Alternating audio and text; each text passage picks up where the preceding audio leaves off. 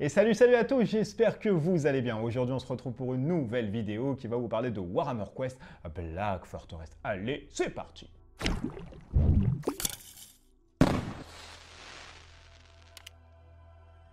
Warhammer Quest Black Fortress, c'est le tout dernier jeu sorti chez Games Workshop, ça vaut 125 €, c'est fait pour 1 jusqu'à 5 joueurs pour des parties environ de 60 à 2 heures et c'est un jeu full coopératif, soit tout le monde gagne ou soit tout le monde perd. Chaque joueur dans Black Fortress va endosser le rôle d'explorateur, ils vont devoir avec des expéditions trouver la crypte secrète où réside la Black Fortress. C'est à travers des expéditions, des stuffs et ensuite des marchés galactiques dans la ville de Précipice qui vont devoir se stuffer pour pouvoir justement acquérir de l'expérience, mais aussi déjouer les malfrats qui résident dans cette Black Fortress.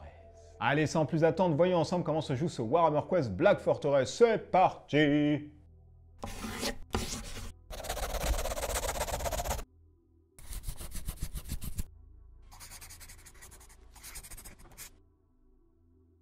Petit tour rapide du propriétaire, dans une boîte de Warhammer Quest Blackstone Fortress, nous allons avoir des cartes exploration et de défis, des cartes de personnages et de monstres, des dés d'action, des tuiles recto verso, de très belles figurines et une règle de portée. Vroom, vroom. Passons maintenant en revue comment se joue ce nouveau Warhammer Quest Blackstone Fortress. Je le rappelle, c'est un jeu coopératif, soit tout le monde gagne, soit tout le monde perd. On a un 5e joueur qui peut venir autour de la table, mais il est vraiment anecdotique, puisque lui, il bougera uniquement les figurines hostiles, et il n'a pas de réel but dans la partie. Du coup, comment se passe un setup de jeu? Alors, le setup de jeu, vous allez commencer par le deck d'exploration qui se trouve à côté. Et le deck d'exploration, lui, il dit quoi? Il dit que vous allez mettre 4 cartes défis, qui sont des cartes qui vont vous permettre de résoudre des énigmes, d'assembler le plus rapidement possible des dés, ou de faire d'autres énigmes par la suite, ainsi que de 4 cartes combat. Les cartes combat, c'est quoi? Eh bien, c'est tout simplement des cartes qui vont vous mettre un setup, en fait, de bataille. C'est là où vous allez pouvoir trouver des indices, looter des ressources pour pouvoir acheter ça dans la ville ensuite galactique qui est Précipice lors de vos fins d'expédition, ou bien encore, se stuffer pour avoir d'autres choses durant vos expéditions futures. Donc on va dire que là on a tiré hop une petite carte qui nous a donné celle-ci. On commence toujours par l'exploration, on a des fiches de personnages. Alors les fiches de personnages, on va les voir en détail. Si on se focus directement sur une fiche de personnage, on peut voir, voilà, comme ici, la fiche de personnage, on peut voir plusieurs choses. On a déjà le nom, le mouvement, donc dès que vous dépensez un dé, donc c'est du 1+, eh bien vous bougez la figurine d'Esper Locano de 2. On a les dés d'action qui sont les dés à lancer durant la défense, l'agilité, la vitalité. Et vous allez avoir en dessous, en fait, les placements de dés, c'est-à-dire que vous allez lancer 4 dés. Pour chaque blessure que vous allez avoir, ça va être moins un dé. Et si vous n'avez que des blessures, il faudra faire au dé de destinée. Ensuite, à côté, nous avons les armes, c'est-à-dire si on est à portée de 1 avec la canne de force, on lancera un dé comme celui-ci. Du 2-3, on ne peut pas. Du 4+, on ne peut pas. Et le 3e œil, etc. On a des actions uniques qui sont juste ici. Donc, je ne vais pas tous les lister. C'est pour vous donner vraiment un aperçu des choses. On a une règle spéciale pour chaque mec. Et on a surtout l'intention secrète. L'intention secrète, ça veut dire quoi? Ça veut tout simplement dire que si, par exemple, il découvre les coordonnées secrètes, il est directement exalté. Exalté dans le jeu, ça veut dire quoi? Ça veut dire que vous EP votre perso et bim, vous avez une autre fiche de personnage, d'autres caractéristiques, il tape plus fort, et une fois en fait que vous êtes exalté, ça dure uniquement pour une expédition, donc dès que vous en refaites une autre au prochain, hop, vous revenez comme ça. Donc on peut être exalté en faisant des quêtes secrètes, des intentions secrètes, ou alors en récupérant des petits tokens bleus qui sont des phases d'exaltation, qui vont vous permettre hop, de EP pareil durant le tour de jeu. Donc je le rappelle, chaque joueur va avoir sa fiche de personnage, la figurine attitrée, qui soit dit en passant sont vraiment de bonne facture, c'est assez ouf d'ailleurs ce qu'ils ont fait sur cette édition. On va avoir un set de 4 dés qui vont nous permettre justement de faire nos actions, etc. Le deck d'exploration, comme je le rappelle, 4 cartes défis, 4 cartes de combat, on remélange tout ça, ça forme le deck d'exploration. Le deck de découverte, quand on va découvrir en fait des indices, on va retourner une carte découverte, on va avoir soit du loot, soit de l'argent qui est l'arco-technologie dans ce jeu qui va nous permettre d'échanger une monnaie contre des items. Et on va avoir surtout, et ça c'est une autre grosse nouveauté aussi dans ce jeu, eh bien c'est des navires galactiques. Les navires galactiques, si on se focus un tout petit peu dessus, eh bien on va avoir plusieurs choses. On va avoir en fait deux faces. Par exemple ici on a le Traveler, on a la face appui et on a la face ensuite, si on retourne, bam, installation. Ça veut dire quoi? Ça veut dire que la face installation, c'est uniquement quand vous allez visiter en fait la ville stellaire qu'est Précipice, et la phase ici d'appui, c'est pour bénéficier lors de vos expéditions d'un pouvoir supplémentaire. Par exemple, ici, sur le générateur de nuages Warp, une fois par expédition, un explorateur peut effectuer l'action générateur de nuages. Donc voilà, tous les explorateurs en fait viennent avec un navire prédestiné et ensuite, durant la partie, ils peuvent utiliser ce navire ou alors utiliser un autre. Donc voilà, il n'y a pas vraiment de navire attitré, c'est uniquement pour vos parties. On place ensuite nos persos et on commence la phase d'exploration. La phase d'exploration, tout bonnement, elle nous dit quoi? Eh bien, elle nous dit qu'on reprend une carte et on la regarde. Donc là, par exemple, ici, on va avoir affaire à un combat. Donc on fait ce setup-ci et on commence une phase de combat. Mais bien évidemment, vous allez avoir d'autres cartes. Alors ici, peut-être, j'en ai une. Voilà, la deuxième. Hop, on va enlever ça à côté.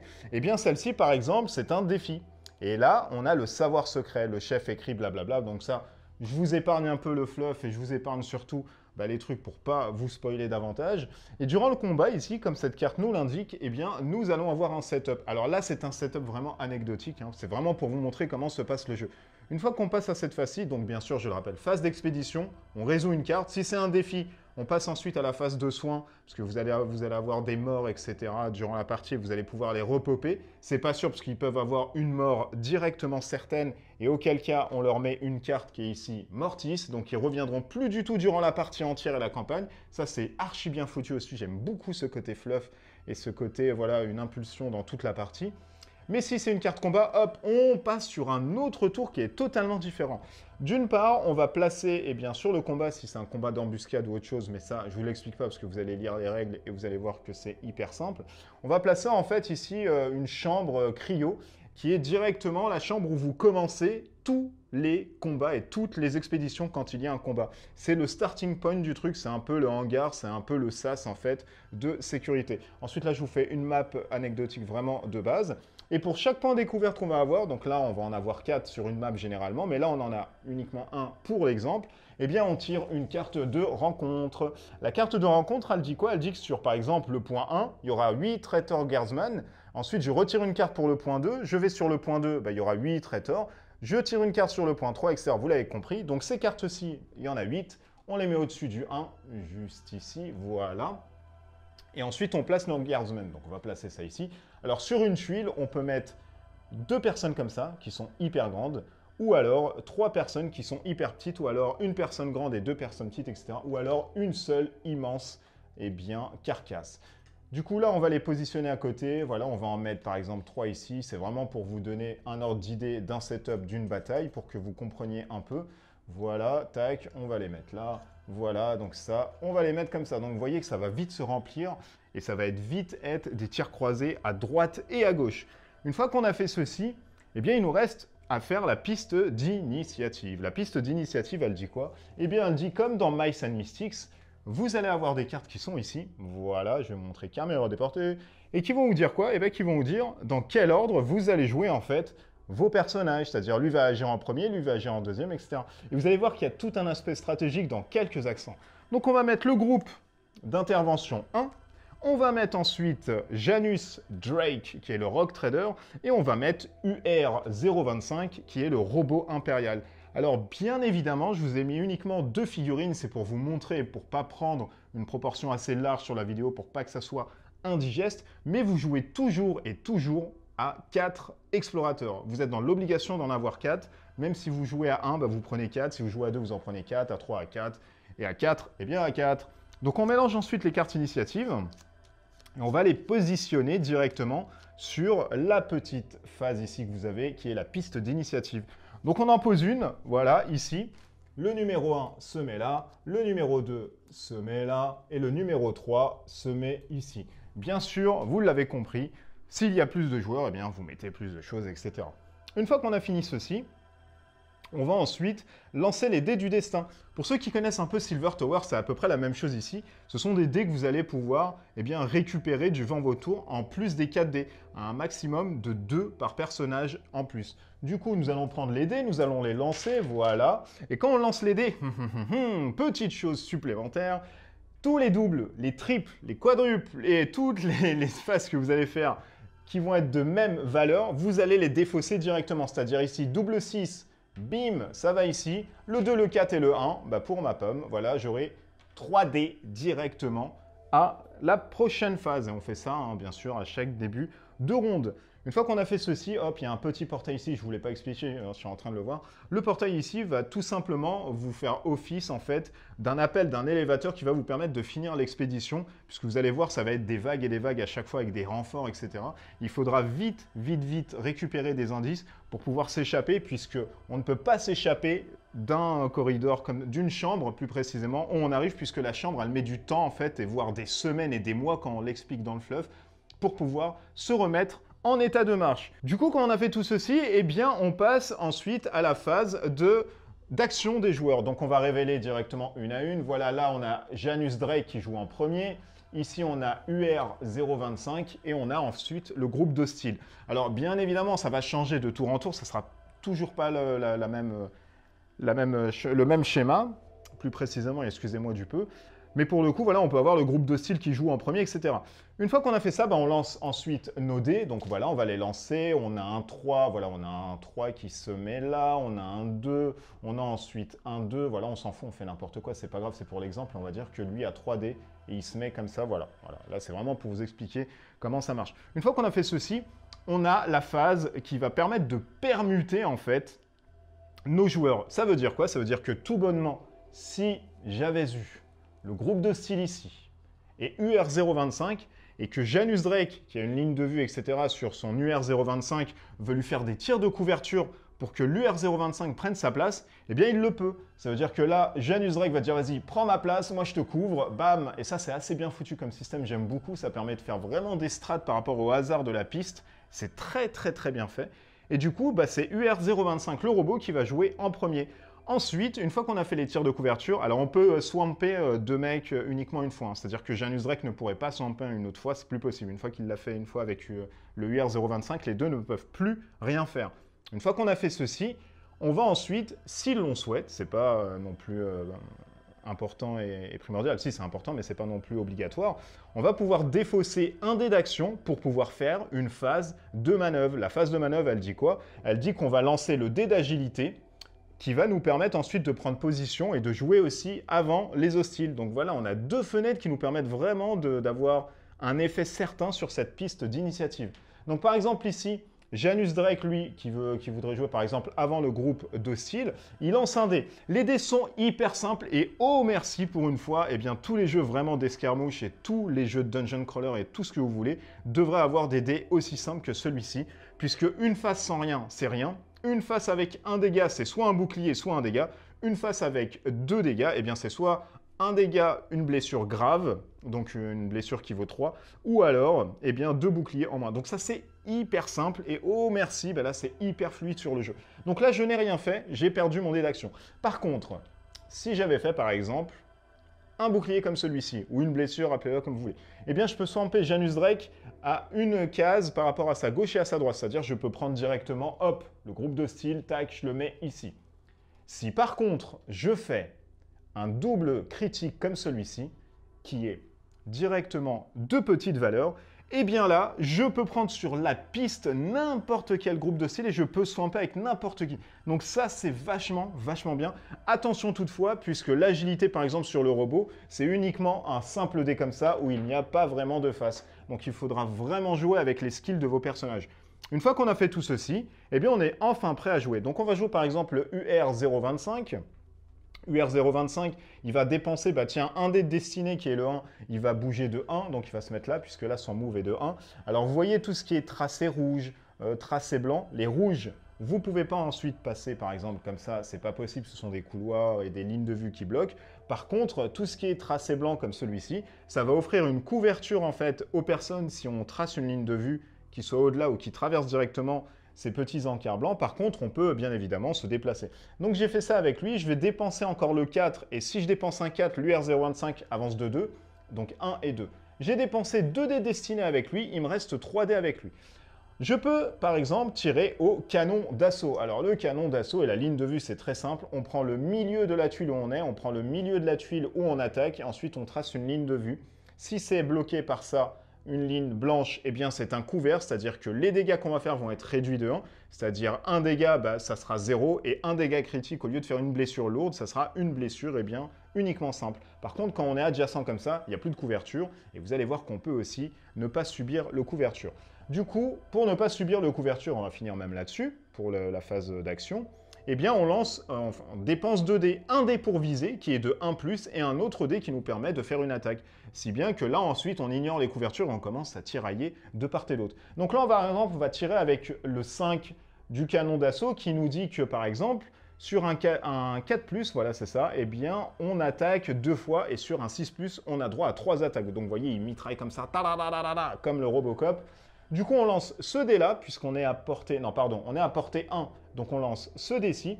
Et vous allez voir que je vais me mettre même ici, comme ça, j'ai une ligne de vue ici. Et je vais pouvoir tirer là-dedans. Donc là, je vais vous montrer comment se marche le couvert. Si je tire directement en mode full rafale, sans dépenser de dés, il y a la couverture ici des mecs qui se trouvent là. Eh bien, je suis dans l'obligation d'avoir un -1 sur mes dégâts. Mais là, je vais faire le petit fou. Donc, je vais enlever un deuxième dé. Du coup, là, je tire en full rafale. Comme ça, je n'ai pas de couverture, mais j'ai dépensé un dé pour viser. Donc, je lance un dé, je fais 1. Je choisis la cible, avant de lancer les dés, bien sûr. Donc, lui, on va dire, il se prend 1. Donc, il prend son petit token, il se met ici. Ils ont tous 2 points de vie ici. Ensuite, je lance un autre dé et je fais 0. Ah, malheur, je n'ai rien fait. Par contre, vous savez qu'on triche ici. On met un deuxième, bim, ça part. Donc, il a gagné directement ce petit monstre. Ensuite, si j'ai une autre attaque, je tire, par exemple, je fais, voilà, 2 dégâts comme ça, eh bien, je récupère, c'est une blessure grave. Une blessure grave qui est le token rouge ici de tête de mort, c'est 3 dégâts d'un coup. Du coup, j'enlève lui, paf, etc. Une fois que mon tour est fini, je vais voir ensuite les personnes qui sont mortes, que j'ai tuées à ce tour-ci, et ensuite je vais les enlever. Donc là, j'ai tué 2 personnes, je vais faire la somme de leurs blessures, c'est-à-dire 2 et 2, 4. Je vais lancer ensuite le dé de la Blackstone, et si je fais 4 ou moins, eh bien je récupère 1 d'XP. Donc je vais voir, j'ai fait 7, ça ne marche pas. Par contre, voilà, si j'avais fait 1, eh bien je me prends 1 point d'XP comme celui-ci. Les points d'XP vont vous permettre de faire des relances, vont vous permettre surtout d'exalter vos personnages, donc de retourner leurs fiches et d'être un peu plus puissants, etc. Mais de faire d'autres choses à côté. Donc soyez vraiment aux aguets quand vous pouvez tirer des mecs. Une fois qu'on a fait ça, on va jouer Janus Drake, etc. Donc au fur et à mesure que tout le monde joue, voilà, 1, 2, on va se mettre là. On va ensuite activer les monstres. Pour que les monstres s'activent, eh bien, tout simplement, nous allons avoir un workflow. Un workflow comme celui-ci, vous allez voir sur la caméra déportée, qui est très très simple à lire et qui est très bien foutu. Donc là déjà, on a le nom, c'est les Traitor Guardsmen. Ensuite, on va avoir le mouvement 2, blessure 2, taille petit. On va avoir les armes, si c'est un mec à lance-flamme, il va lancer ça. Un fusil laser, il lance ça, pistolet, etc. On a les compétences souffle et en avant, les règles spéciales, et puis le groupe de Traitors Guardsmen par rapport à votre génération. Donc ça, on arrête. On retourne et là, on a directement un tableau de comportement par rapport à où est votre figurine. Si elle est cachée, si elle est engagée à couvert, proche ou autre. Et ensuite, le jet de dés. Ça veut dire quoi? Ça veut dire que si je garde ça à côté et que je vais vous montrer comment on déplace des figurines, eh bien, on va dire que lui, à la grenade, il est pas caché, parce qu'il a une ligne de vue. Il n'est pas engagé, parce qu'il n'est pas adjacent à notre explorateur. Il est par contre à couvert, mais il n'est pas armé d'un fusil laser et de tout autre explorateur. Donc vous voyez, donc c'est pas lui aussi. Par contre, il est proche. Il est le plus proche explorateur visible à 2 ou 3 cases de portée, ce qui est le cas. Donc on va lancer directement, hop, un dé, 20. Il fait 14. 14, ça nous dit quoi? 14 proche. Ça nous dit, il charge. Du coup, quand il charge, il fait 1 et 2 et il attaque directement. Quand il attaque, eh bien, on regarde ensuite la compétence. Du coup, lui, c'est une grenade. Portée, eh bien, 1. Je vais le mettre ici, voilà, portée 1. Il lance un dé comme celui-ci. Il lance un dé, il fait un dégât. Tout à l'heure, vous avez vu que les dégâts sont attribués automatiquement parce qu'il n'y a pas de sauvegarde en fait sur les ennemis. Il n'y en a pas du tout à part si vraiment c'est des gros tons. Mais là, pour le coup, il n'y en a pas. Et lui, par exemple, l'agilité, la défense du robot, eh bien, c'est de lancer un dé comme celui-ci. Donc, j'ai fait un dégât. Pour chaque bouclier que je vais faire, je vais prendre un truc. Donc là, il se prend une blessure en fait normale qu'on va mettre sur sa petite fiche. Et du coup, c'est un dé en moins. Par contre, voilà, si j'avais fait par exemple le double ici, je ne prends pas le dégât. Si j'avais fait voilà, un dégât comme ça, je ne prends pas. Alors, les dégâts, vous pouvez les soigner avec, durant votre tour d'action, avec des dés, etc. C'est du 1+. Donc, vous lancez en fait un dé de vitalité. Par exemple, ici, pour lui, le UR, il lance un dé de vitalité. Pour chaque phase qu'il va faire d'action comme ça, il va retirer en fait un nombre de dégâts. Par contre, attention, et attention, c'est là où le jeu va être corsé, quand vous avez des dégâts comme ça lourds, vous ne pouvez en aucun cas les soigner durant l'expédition. Il va falloir retourner à la ville de Précipice pour pouvoir justement les soigner. Donc faites vraiment attention puisqu'une partie, une expédition se termine quand un personnage est mort. Donc quand un personnage récupère plein de dégâts et qu'il doit récupérer un autre dégât, il est directement enlevé mais il n'est pas mort. Il n'est pas mort encore une fois. Quand on finit en fait l'expédition, qu'on arrive ici, qu'on dépense un des 4 sur un portail pour appeler une autre station et que tous les joueurs se trouvent dans la station, on peut partir et quitter l'expédition. Quand on fait ceci, on revient sur un round d'expédition. Et le round d'expédition nous dit quoi? Nous dit qu'on fait une phase de vitalité par rapport à nos joueurs. C'est-à-dire qu'on lance un dé en fait noir comme celui-ci. Et dans ce dé noir, eh bien si on fait moins ou égal par rapport aux blessures lourdes qu'on a, il est directement mort. On met un truc mortif sur lui et il ne reviendra plus du tout. Il perd tous ses items, tout son argent, etc. Autre chose en revenant sur les ennemis, donc ils vont tous bouger. Au début de la phase d'ennemis, s'il y a des gens qu'on a tués, par exemple ici on en a tué 2 auparavant, eh bien on va quand même lancer un dé. Sur du 4+, il ne se passe rien, il n'y a pas de renfort. Par contre, sur un 1, vous récupérez un certain nombre de renforts. Sur un 2, vous récupérez un certain nombre de renforts. Et sur un 3 et un 4, vous récupérez un certain nombre de renforts. Ça veut dire que voilà, vous allez avoir potentiellement plusieurs vagues qui vont venir. On les met tout le temps à côté du point de spawn, du groupe d'intervention, et s'il n'y en a pas à côté d'un portail, qui vont venir et vous assaillir, etc. Mais ça va vous donner aussi bien, des choses supplémentaires. Une fois qu'on a fait ceci, donc on peut récupérer voilà, des 1, prendre des cartes des découvertes. Par exemple, ici, on a l'archéotechnologie qui est la monnaie du jeu. Ça va nous donner des choses. On va avoir aussi de l'archéotechnologie, on va avoir des indices. Je vais vous les montrer. Voilà, les indices. Les indices qui vont nous permettre quoi? Eh bien, le but du jeu, je le rappelle, c'est de trouver la crypte dans cette Black Fortress. Comment on arrive à trouver la crypte? Il va falloir en fait récupérer et tuer directement 4 bastions. Pour pouvoir attaquer un bastion, qui se trouve être une chose un peu plus supplémentaire et plus véloce que celle-ci, eh bien, il va falloir avoir 4 cartes indices comme ça que vous avez ici, tape à l'écran. Une fois que vous avez 4 cartes indices, vous tirez une carte bastion, qui est des cartes en fait qui sont données dans la boîte et qui sont des cartes rouges, tac, comme celle-ci. On retourne la carte bastion, on voit que c'est ça. Donc on récupère le scénario qui se trouve dans le bouquin. Et pour arriver au bastion, eh bien, vous avez un certain nombre de chemins à faire. Le chemin est dit par rapport aux explorations. Et là, les explorations, vous êtes dans l'obligation de les faire pour arriver au bastion. Si dans une expédition standard, nous ne sommes pas dans l'obligation de finir le paquet de 8 cartes des explorations, là, durant l'attaque d'un bastion, vous êtes dans l'obligation de faire ceci pour pouvoir arriver au bastion. Une fois que vous avez fini, vous revenez. Une fois que vous avez conquéri directement 4 bastions, eh bien, vous pouvez rentrer dans la quête qui se trouve être la quête finale avec la crypte. On va parler de Précipice et on finira la vidéo dessus. Là, vous avez vu l'ensemble et comment ça joue. Précipice, comment ça se passe? Eh bien, c'est très simple. Vous revenez sur la ville, vous retournez vos ships qui sont sur la phase non pas d'appui, mais d'installation. Et là, vous pouvez faire plusieurs choses. Vous pouvez déjà vous soigner. Donc ça, c'est hyper bonnard puisque du coup, vous pouvez faire plein de trucs. Vous pouvez vous stuffer. Comment on se stuff? Eh bien, quand vous rentrez en fait dans un vaisseau cargo, n'importe lequel, vous avez le droit à tous les vaisseaux cargo, eh bien, vous allez avoir des cartes comme celle-ci. Les cartes comme celle-ci, eh bien, par exemple, ici, elle vient du Clarion. C'est un Medipack d'hospitalier et il vaut 1 pour pouvoir l'acheter. Donc, dès que vous rentrez dans un bastion, vous récupérez 3 cartes au hasard du bastion en question. Il vous propose ça, c'est un peu le marché. Ensuite, vous récupérez ce que vous voulez, vous partez dans une nouvelle expédition. Par contre, et chose qui est assez sympa, quand vous êtes dans votre propre bastion, vous avez plus une thune pour acheter ce que vous voulez. Donc ça, c'est hyper bien, mais ça vous donne du stuff qui est conditionné par rapport au bastion, au ship où vous êtes. Et si vous voulez vraiment avoir des trucs qui vous stuff, etc., des medipacks, il faudra aller voir d'autres cargos pour bénéficier d'autres choses. Donc on fait ceci jusqu'à ce que vous réussissez la partie. À savoir qu'on a aussi un système de sauvegarde qui est très bien foutu. et qui est doté avec des sachets noirs. Des sachets en fait comme ça. Donc c'est hyper bien, on a tout fait pour ranger, etc. Et dès qu'on a fini, bah, vous voyez en plus c'est très bien foutu. Moi j'aime beaucoup.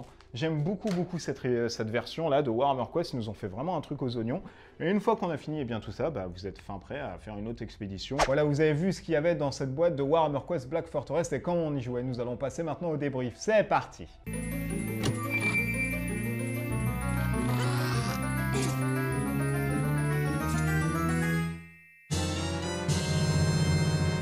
On commence par les points positifs du jeu. Premier point positif ici, eh bien, c'est la qualité de matériel. Le matériel est vraiment époustouflant avec des figurines très bien modelées, faciles à emboîter. Et oh merci que c'est facile à emboîter. On n'a plus besoin maintenant de couper et surtout de coller. Eh bien là, c'est comme des jeux Kinder, tout sans cloche. Il faudra juste une pince pour couper, mais les tuiles sont de bonne facture, les cartes aussi, les dés aussi, ainsi que les tokens. Franchement, c'est du très bon matos. Autre point positif du jeu, eh bien, c'est son fluff. Ça serait bête à dire comme ça, mais ici, le fluff est très travaillé, comme du coup, eh bien, l'ensemble des jeux qu'on peut retrouver chez Games Workshop. Avec un fluff qui est plus travaillé à mon sens que Silver Tower, eh bien, facile de rentrer dans cet univers qu'on ne connaissait pas forcément si on était affinitaire de 40K, mais là, bah, force est de constater avec tous les bouquins qu'on a à l'intérieur de cette boîte, eh bien, il y a une facilité d'entrée et de transition qui n'est pas négligeable, et ça pour le coup, eh bien, c'est sympa. Un autre point positif du jeu, eh bien, c'est sa fluidité. En enlevant vraiment et en écrémant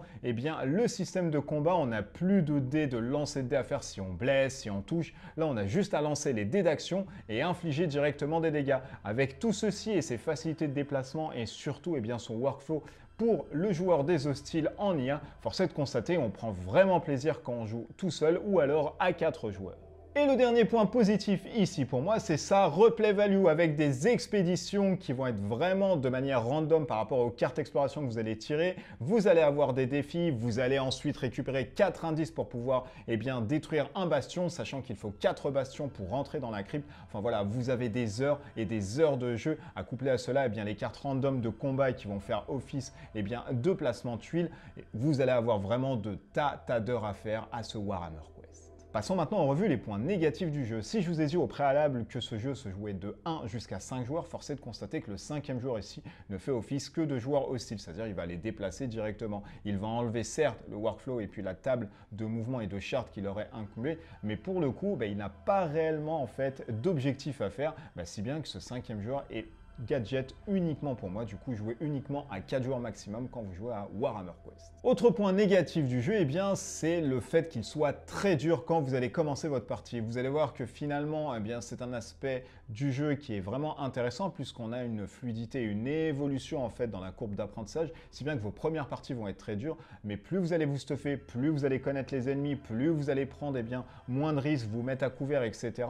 Il faut savoir que ce jeu, c'est pas tellement un jeu où vous allez tout dézinguer. Il faudra vraiment prendre des côtés stratégiques, essayer de voir avec l'initiative comment vous pouvez influencer sur le hasard, mais surtout essayer de tenir en tenaille vos adversaires. Voilà, il y a toute une courbe d'apprentissage qui est très sympa, donc ne soyez pas inquiets si au début de partie, il s'avère très dur.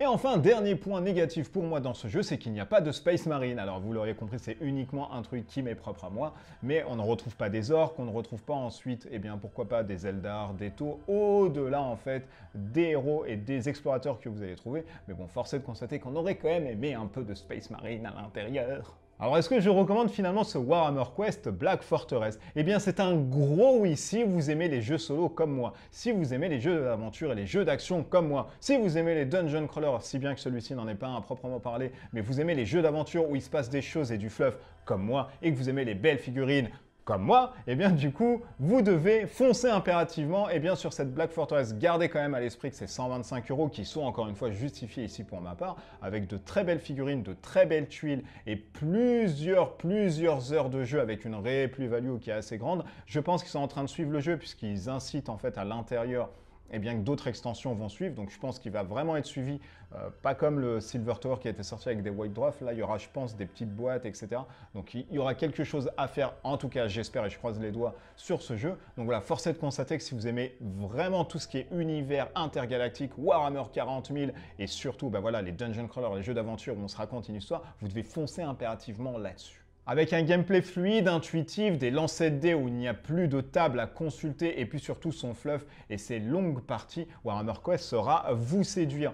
Si vous jouez vraiment à Warhammer 40K, sachez que ça, vous pouvez aussi récupérer les figurines pour les mettre dans vos armées. Vous avez un livret spécial pour commander, etc. Donc ça, c'est assez bien foutu. On a différents aussi livrets qui vous permettent d'appréhender les règles. Quand il y a un combat, hop, vous regardez le combat. Quand il y a les règles d'exploration, hop, vous regardez les règles d'exploration. Il y a un côté fluff qui n'est non pas négligeable et où voilà, chaque histoire de perso a sa propre histoire. Vous savez pourquoi ils sont là, etc.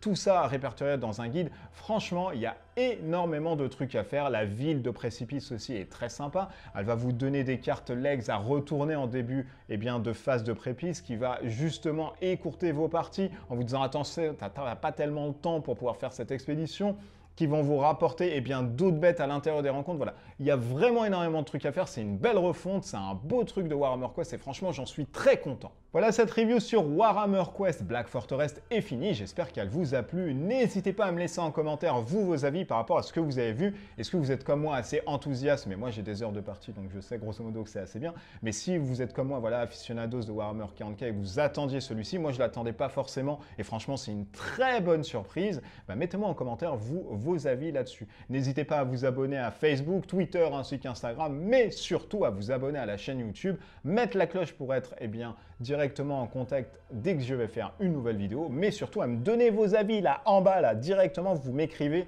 si ce Warhammer Quest pour vous c'est une réussite ou alors si voilà, ça vous enchante pas plus que ça. D'ici là, on se retrouve pour une prochaine vidéo. Je pense faire un let's play là-dessus pour vous montrer grosso modo comment ça se dégoupille. Je ne sais pas quand, mais je pense que j'en ferai une. Portez-vous bien, jouez bien, attention à la forteresse noire. Ciao, ciao.